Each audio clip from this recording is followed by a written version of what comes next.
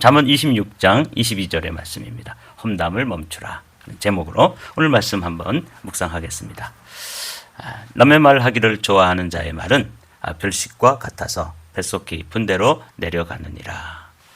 오늘 잠언 26장 22절의 말씀은 좀 생각해 봐야 될 아주 소중한 주제인데, 이 험담이라고 하는 말과 또 이 험담을 개역개정판에서는 별식과 같다. 그러니까 이게 험담하는 게 이게 좀 맛도 있고 재미도 있어요. 그래서 별식이라는 말씀 아시죠? 아주 평소에 먹고 보지 못하던 그런 음식을 별식이라고 그러는데, 별식과 같다.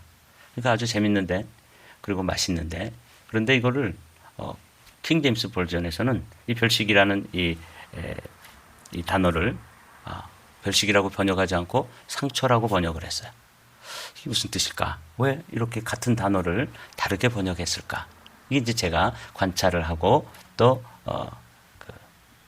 의문을 가졌던 점입니다. 우리 함께 이런 의문을 가지고 특별히 오늘은 이 남의 말 하기를 좋아하는 것, 요거를 이 공동번역에서는 험담이라고 이렇게 줄여서 말을 하고 있는데, 뒷담화죠. 뒤에서 그냥 다른 사람에 대해서 비방하고 또 이렇게 하는 말을 이제 험담이라 그러는데, 우리도 종종 이런 일을 하죠. 그래서 이 험담이라는 게 이게 얼마나 위험한 것인지, 이게 별식과 같은 건데 큰 상처가 되고 해악이 있습니다. 그래서 오늘 아침에는 이 말씀을 좀 살펴보도록 하죠. 첫 번째로 이 남의 말 하는 것, 이것을 이제 공동번역에서는 험담이다 이렇게 번역을 했다고 말씀드렸는데, 그럼 험담이라는 게 도대체 뭐냐? 그냥 뭐 좀 우리는 생각 없이 특별한 의미 없이 뒤에서 그저 주고받고 누군가를 좀 도마 위에 올려놓고 이렇게 이야기하는 것, 이게 험담인데, 이 험담이 그렇게 뭐 중요한 것인가? 이 잠언의 지혜자는 이 험담에 대해서 이렇게 이야기하고 있는데, 이게 사실은 이게 잠언 26장에도 있지만 잠언 18장에 같은 말씀이 있어요. 그래서 이건 도대체 왜 이렇게 두 번씩이나 같은 성경을 기록하고 있는 것인가? 실수를 하고 있는 걸까? 학자들은 이렇게 설명을 하고 있었습니다. 잠언 18장에 나오는 그것은 솔로몬 시대에 말씀되어진 것인데, 그것을 이 잠언 26장은 히스기야 시대에 재편집하면서 이 말은 이건 굉장히 중요한 것이기 때문에 반복해서 말씀하시는 것이다. 학자들이 그렇게 설명하고 있었어요. 빠른 속도로 험담이라는 게 뭔지 한번 살펴보도록 하죠. 이 험담이라고 하는 것은 히브리어로 라킬이라고 그러는데, 그냥 험담하는 자, 중상하는 자, 비방하는 것, 이런 거예요. 우리도 이런 거 곧잘 하죠. 왜? 맛있으니까. 왜? 재밌으니까. 근데 이게 재미삼아 이 맛을 들이면 큰일 납니다. 이 험담이라는 것이 이제 한자로 보면 험할 험자, 험악하거나 사납다 이런 것이고, 담이라는 것은 말씀 담자예요. 서로 이제 이런 것 뒤에서 말하는 것이죠. 험담은 남을 해치거나 해롭게 하는 말이에요. 그래서 영어로 보면 가십 또는 슬렌더라는 단어로 이렇게 번역이 되는데, 험담이나 뒷말로 사생활이나 부정적인 내용을 그냥 막 말하는 거예요. 또 슬렌더라는 말씀도 의도적으로 사실을 왜곡하거나 거짓말로 남을 비방하는 것. 그러니까 이건 뭐 그렇게 어려운 말은 아니죠. 험담이라는 것이 히브리어로 레킬이라고 되어 있는데, 이것은 다른 사람을 비방하고 뒤에서 뒷담화하고, 또 영어로는 가십, 슬렌더 이렇게 번역이 되는구나 하고 이제 상식적으로 알아두면 되겠습니다. 이 라킬이라는 단어가 쓰여진 성경 구절을 읽어보면 이렇습니다. 남의 말을 퍼뜨리는 자는 비밀을 누설하나니 입술을 벌린 자를 사귀지 말지니라. 요거 남의 말, 요거 라켈이라고 되어 있죠. 또 잠언 11장에도 남의 비밀을 누설하는 자는 이렇게 된 게 라켈이라고 되어 있어요. 이런 자는 참소자요 마음이 신실한 자는 그것을 숨기는 것이라, 숨기는 이라 이렇게 되어 있죠. 그러니까 이렇게 라켈이라는 단어가 쓰여진 용례를 한번 살펴봤습니다. 실제로 성경에 보면 한두 사람 예를 아주 심한 비방에 시달렸던 그런 주의 종들을 살펴볼 수 있는데, 하나님의 사람 모세, 구약시대의 가장 높은 봉우리, 거봉이죠. 큰 봉우리 중에 한 사람인 이 하나님의 사람 모세도 이 험담에, 이 비방, 가십, 여기에 아주 시달렸어요. 여러 예가 있는데 한 예에 고라 자손 다단, 아비람 이런 사람들이 그 당시에 유력한 사람 한 250명과 이렇게 합해가지고 모세를 거스리고 험담하고 악담을 하고 비방을 했다. 그럼 우리가 너무 잘 아는 이야기이기 때문에 성경은 읽지 않겠습니다. 그런데 그들이 비방한 내용을 보면 뒷부분에 나오죠. 그들이 모세와 아론에게로 모여서 그러면서 분수에 지나치다. 그리고 우리도 다 하나님의 아들이고 딸이고 또 레위인이고 그런데 왜 너희가 우리 위에 군림하느냐? 당신이 뭔데 우리에게 이래라 저래라 이렇게 하느냐? 여기서 나오죠. 너희가 어찌하여 여호와의 총에 위에 스스로 높이느냐? 그래서 이게 모세도 이런 그 험담에 라킬이라고 그랬죠. 그야말로 그 킬자가 들어가는 거 보니까 뭐 히브리어니까 그냥 음으로 볼 때 그냥 그 영혼을 상처를 주고 어떤 의미에서는 아주 죽이는 것과 같은 칼로 찌르는 것과 같은 이러한 그 비방과 험담에 몹시 시달렸습니다. 심지어는 신약 성경의 가장 높은 봉우리인 사도 바울도 또 여러 예를 들 수 있지만 이렇게 대표적으로 날이 샘에 유대인들이 당을 지어 맹세하되 바울을 죽이기 전에는 먹지도 아니하고 마시지도 아니하겠다 하고 이같이 동맹한 자가 40명. 그러니까 이 바울의 엔티라고 그러죠. 이 엔티 바울 하는 사람들은 뭐 계속 있었습니다. 여기 40여 명뿐만 아니라 하여간 뭐 죽기 살기로 쫓아다니면서 가십하고 슬렌더하고 심지어는 이렇게 실제적으로 죽이기 위해서 자기들끼리 막 당을 짓고 맹세하고 이런 사람들이 있었습니다. 이게 이제 험담이에요. 참 무서운 것이죠. 우리는 그냥 재미삼아 또 맛있게 험담을 하는데 험담이 성경을 찾아보니까 이게 심각한 거예요.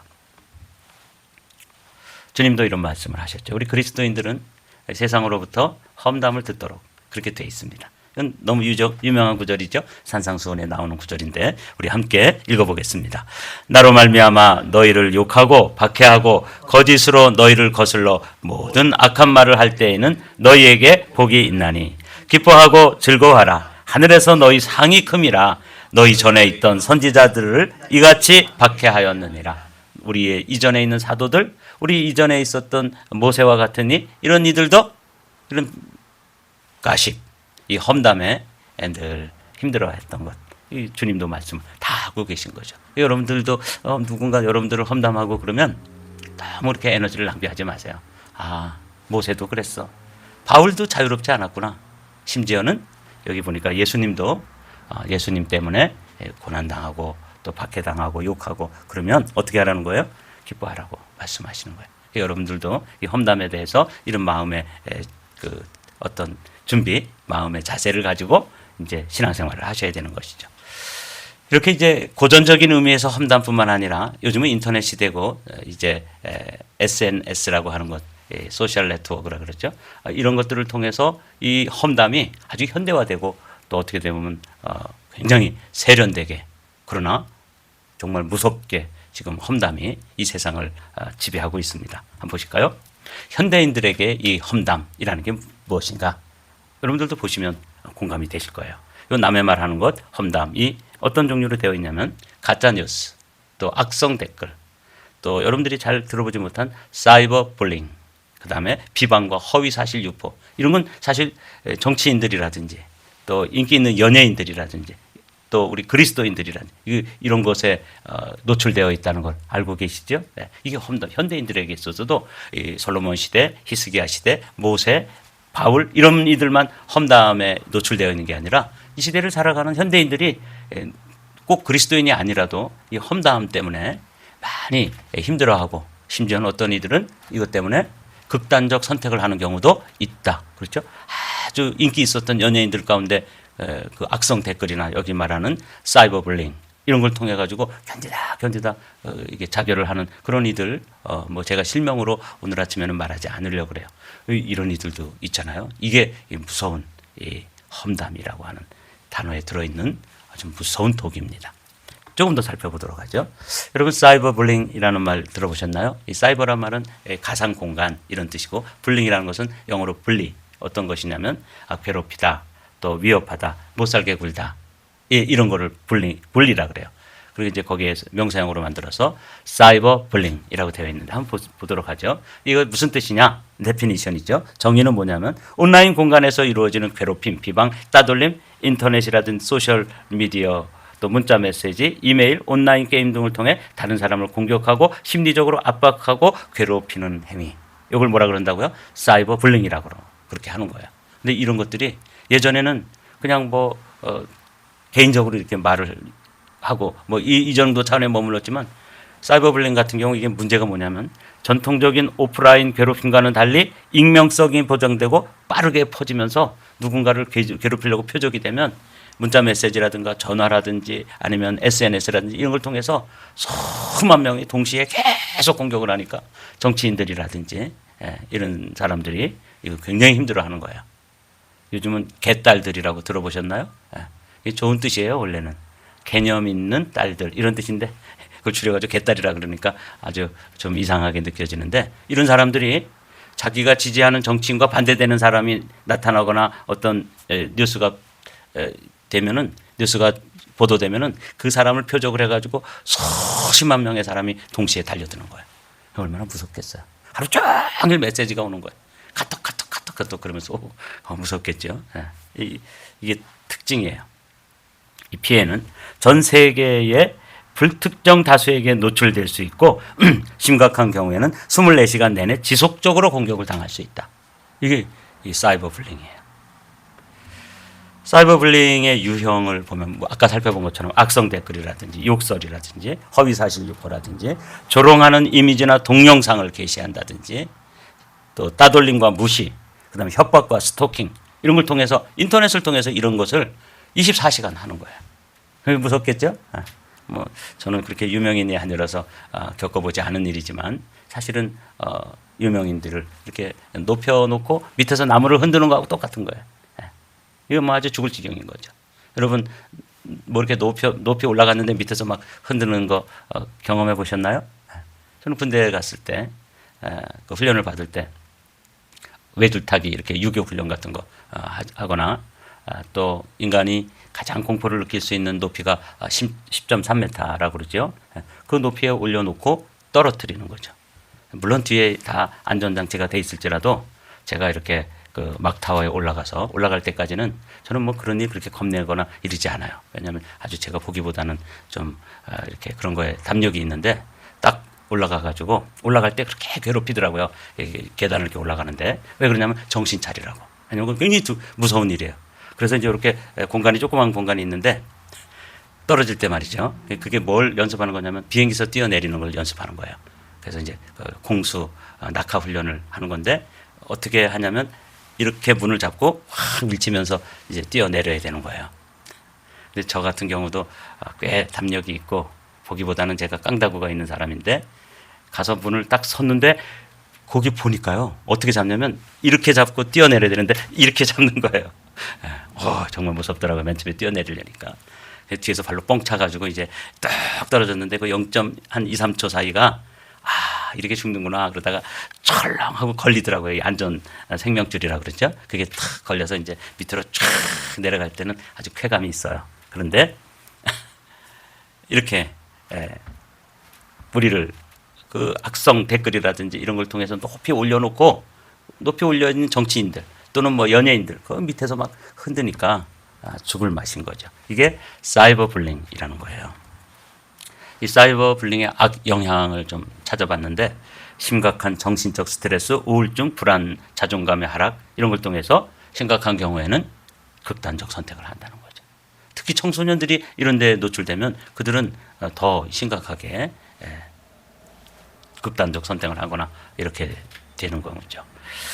사이버 불링은 익명성의 보호, 그러니까 누가 하는지를 모르기 때문에 더 이게 막 장난삼아 이렇게 하는데 피해자의 경우 당하는 입장에서는 견디기가 보통 힘든 게 아니에요.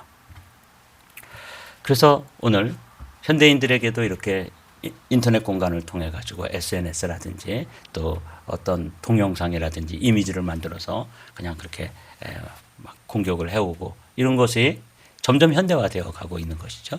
솔로몬 시대에는 그냥 악담 또는 험담 정도에 머물렀는데 모세 시대도 그랬죠. 근데 뭐 그냥 온 세계가 한꺼번에 어떤 표적을 향해서 공격해 올 수도 있는 것이죠.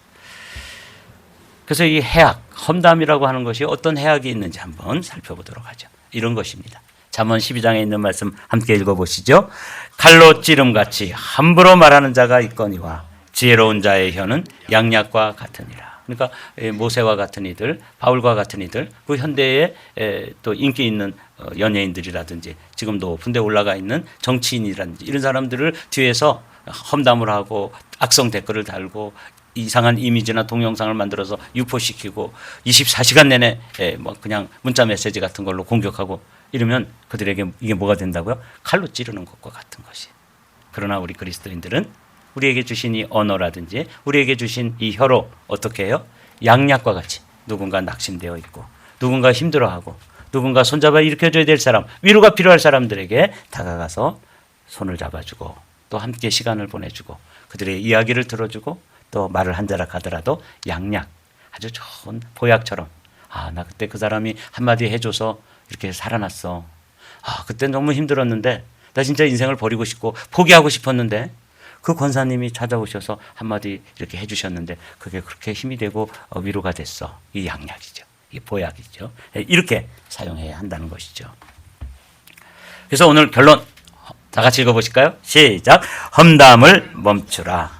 방금 말씀드린 것처럼 이 험담이라는 것을 비유로 뭐라고 그랬냐면 별식과 같아서 뱃속 깊은 데로 내려가느니라 이렇게 번역이 되어 있는데 이 의미는 실제로 여기에 나오는 이 별식이라고 하는 단어를 킹제임스 버전에서는 상처라고 번역이 됐어요. 그래서 이것을 찾아봤더니 이런 것이에요.